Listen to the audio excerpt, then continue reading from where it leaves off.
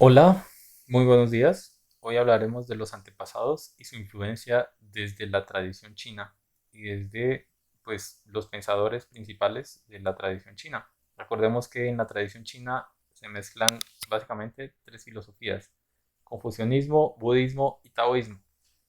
Y bueno, esto porque es importante. En todo el mundo y en varias culturas se repite el culto a los antepasados. Aquí vemos, por ejemplo, un culto a los antepasados en Asia. En China, por ejemplo, hay un día para venerar a los antepasados y se colocan además, tienen un espacio, un altar destinado a todos ellos, a tu abuelo, tu papá, tu bisabuelo, tatarabuelo, etcétera. Y aquí, pues, esto es bastante interesante. Pero hablando también de un poco más acá, de este lado del mundo, en México hay un día que se llama el Día de los Muertos, que es el 1 de noviembre. Y este día, bueno, en realidad son varios días, porque hay unos días dedicados a los niños que murieron, a los que murieron en accidentes y bueno, etcétera, pero es alrededor del 1 de noviembre.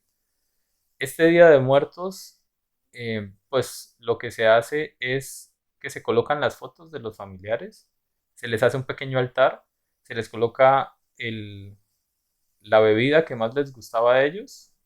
Normalmente se les coloca tequila, realmente tequila y mezcal. Se les coloca también la comida que más les gustaba y se les deja ahí como una ofrenda para que sus almas lleguen y coman de ese plato y además coman con nosotros. En algunas partes, por ejemplo, las familias van a las tumbas y allá en las tumbas pues sacan como las comidas, la principal comida, la que le gustaba al muerto, y empiezan a comer con él, empiezan a comer en su tumba y le dejan su plato, le dejan el plato del muerto en la tumba para que él llegue y se la coma. Y bueno, esto se deja por varios días, pero el Día de Muertos como tal, pues es que se va y se come con ellos. Aquí una vez hicimos esto cuando estaba en México y pues le colocamos el altar, la ofrenda a varios de nuestros muertos. Y bueno, es algo bastante bonito. ¿Por qué son importantes los antepasados? Bueno, primero, desde la parte biológica, sobrevivir es reproducirse. El, las especies están condicionadas naturalmente a reproducirse. Por eso el sexo es una de digamos, de los instintos naturales.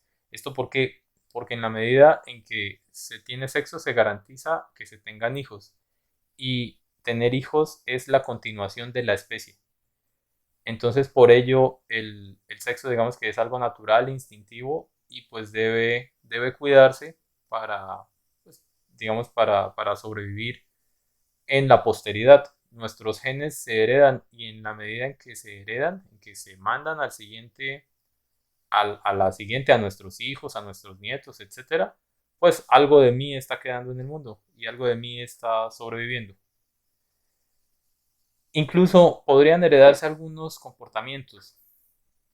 Hay, por ejemplo, un estudio en el que unas ratas macho se someten a un olor y se les coloca un estresor, es decir, se les coloca un olor a acetona y luego se les pone corriente eléctrica en las patas y el experimento consiste en que a estos machos los aparean con unas hembras que no han estado nunca sometidas a acetona, ni a corriente eléctrica, ni a nada por el estilo, y lo que miran es que 2 generaciones después, es decir, los hijos de estos machos, cuando se les coloca la acetona, desarrollan una respuesta de miedo. Y este miedo, pues, no debería darse si no se heredara algún tipo de comportamiento. No tiene sentido que, por ejemplo, se le coloque a un ratón a oler algo y se le genere dolor y después, 2 generaciones después, los nietos de esta rata pues tengan miedo ante un olor, ante el mismo olor al que su abuelo pues le tenía miedo. En este estudio también se hacen mediciones de algunos genes que se expresan y es bastante interesante. Si a alguno le interesa, se lo puedo pasar. Bueno, y hay otros estudios así que muestran que realmente algunos comportamientos sí se heredan. La herencia no es solo genética, también es cultural y también es social, porque somos animales sociales. Como seres humanos, nos desarrollamos respecto a la sociedad en la que estamos. Y nosotros podríamos ver la familia como un pequeño estado. La familia es el núcleo de la sociedad, la célula de la sociedad, que forma pues una familia más grande que es el estado. Y las formas en que estas familias enfrentan algunas situaciones, pues se heredan. Algunos hemos visto o tal vez somos parte de familias que, por ejemplo, tratan, eh, por ejemplo, siempre se enojan mucho con las cosas, son de carácter fuerte y para resolver sus problemas pelean, alzan la voz, etcétera. Y eso lo hacen continuamente. Los abuelos son iguales, los tatarabuelos eran iguales y se va asumiendo como cierto patrón de comportamiento. Esos patrones de comportamiento, gracias a quién los tenemos, pues a nuestros ancestros. Y bueno, nuestros antepasados, hay algunos pensadores de la cultura china y de otras culturas, y también en el budismo está esto, mm, de, pues, que han hablado de los antepasados. Les voy a leer unos extractos de los cuatro clásicos de Confucio, y bueno, en el primero, Jilu es un discípulo de Confucio, preguntó si se debía servir a los espíritus, y Confucio le respondió, si no podemos servir a los hombres, ¿cómo vamos a servir a los espíritus? ¿Qué me dices, pues, de la muerte? Confucio le contestó, si no conocemos la vida, ¿qué vamos a saber de la muerte? Confucio es bastante práctico en este sentido y nos dice, haga lo mejor que pueda, autoperfecciónese a usted mismo y usted será un buen antepasado. Mire a los antepasados y mire las cosas buenas que hicieron e inspírese de ellas. Y aquí un extracto del Mencio o del Mencio, que es Mencio fue el principal, uno de los discípulos más famosos de Confucio. Y entonces Mencio dice, un sabio es un maestro para 100 generaciones. Y habla de la historia de dos sabios, Boyi y Liu Xiaohui, perdón. Y dice que fueron distinguidos 100 generaciones antes y 100 generaciones a partir de ahora, o sea, del momento en el que lo escribió. Los que oigan de ellos estarán inspirados por ellos. ¿Podrían hacer esto si no fueran sabios? Y aquí, por ejemplo, están nuestros ejemplos más cercanos, ¿no? Jesús. Jesús en la actualidad es, bueno, el cristianismo en la actualidad es una de las religiones más practicadas del mundo. ¿Podrían, ¿Podría un hombre que no sea sabio dejar un legado tan importante para la humanidad? Y este hombre Jesús, por ejemplo, pues eh, no es solamente un fenómeno religioso, es un fenómeno social y cultural. Y influye un montón, influye muchísimo en la actualidad. Por ello hay pues varias religiones y varias creencias respecto a Jesús. De la misma forma, Confucio, por ejemplo, también fue un antepasado muy importante. Actualmente estamos en la 77ª generación. La familia de Confucio tiene registros de los hijos de Confucio, de los hijos de los hijos y de los hijos de los hijos de los hijos, así por 77 generaciones los registraron. Y bueno, esto da cuenta de por qué los antepasados son tan importantes. Ahora, ¿cómo hacemos la paz con los antepasados? Primero debemos entender que somos la continuación de nuestros antepasados. Ellos viven literalmente en nosotros. Y literalmente, ¿por qué?